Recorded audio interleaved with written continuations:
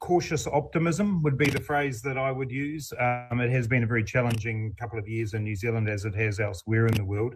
But the half-yearly update that we put out this week certainly does indicate that the resilience and strength of the New Zealand economy is there. We bounced back solidly out of the first wave of COVID.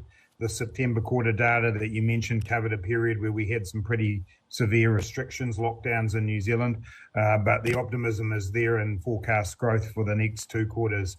So there will still be challenges, those global supply constraints that are leading to inflation, the Omicron outbreaks, they're all there, but New Zealand's proved itself to be very resilient, and I think we will be again.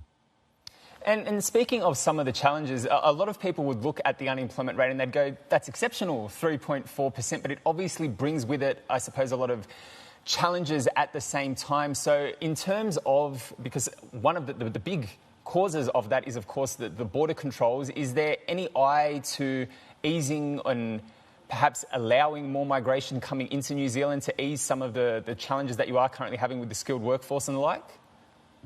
I think the first thing is to celebrate it. I mean, at 3.4%, it's a pretty extraordinary result historically for New Zealand, and it does speak to that robustness of the New Zealand economy. We've put significant resources into training and workforce upskilling, but we also recognise that there are skill gaps, and we've already been filling them through the COVID period with allocations in our managed isolation facilities for workers in critical sectors.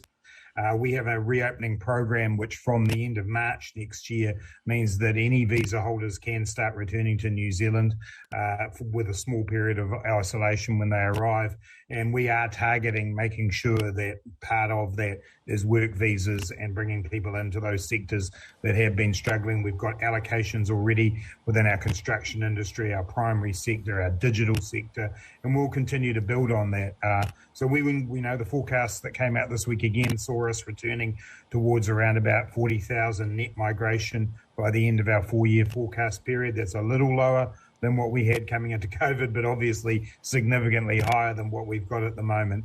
So there's a balance to be struck there. We want to keep training the people who are here, but there are obvious skill gaps and we're committed to filling them with inward immigration.